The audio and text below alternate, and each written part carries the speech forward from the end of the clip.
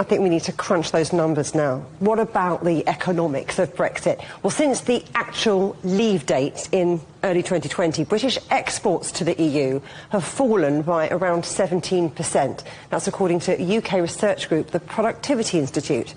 Imports from the EU are down by nearly a quarter. The report says more than half of all product lines the UK previously exported to the EU have disappeared, and nearly a third of product lines imported from the EU have also gone.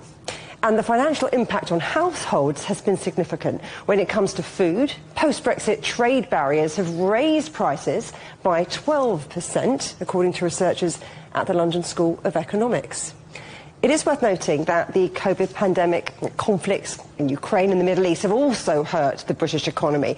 So has the biggest economic cost of the past decade been Brexit itself, or the uncertainty that surrounded Britain ever since?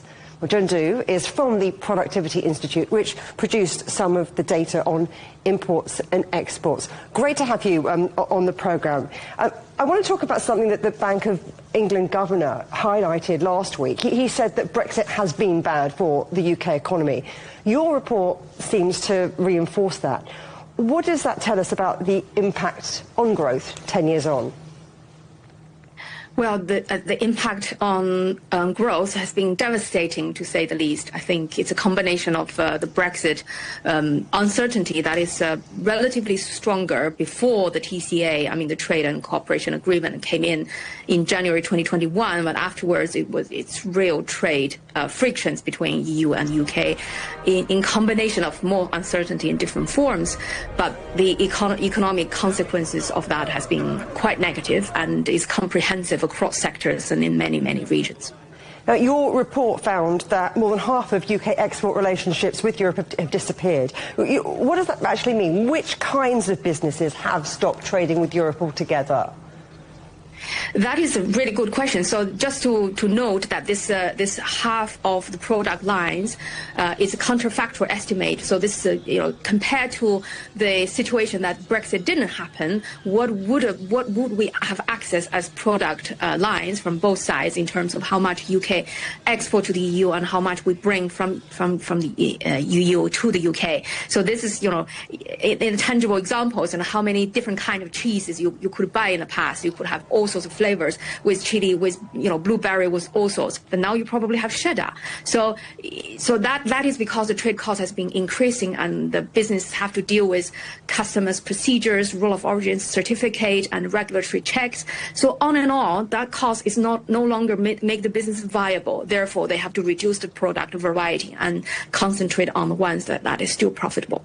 The businesses that have tended to survive and to thrive are those that had those deep ties with Europe. Do you think that Brexit's made it harder for Britain's smaller businesses to grow internationally, those so-called engines of British growth, while larger firms have had the resources to handle it? Absolutely, I think that's spot on. So give a very good, very simple example, the BMW Mini production, for example. We make the frames from France and coming here to the Midlands to make the machinery tools. And then it goes back to Frankfurt to put on the engines and then come back to Oxford to have the production in the end, assembly. So the BMW group has, committed £600 million in the whole production. And that means that the production chain is complex, it's co-owned. So that means it's not easy to give up this investment. But relative to that, the small firms would not have that deep production chain and complex ownership. So therefore, the buffer zone is much shallower, and they're more likely to give up. What does this all mean for Britain's economic reputation? Is the UK still seen as a predictable place to invest in and to do business with? Well, I think the real consequence in terms of production and services, happening in kind of trade outcomes and GDP and productivity outcomes. But in terms of the reputation as an open economy with following the rules and respect the principles, I think UK is still very much respected and relied upon. John Du from the Productivity Institute. Pleasure talking to you. Thank you.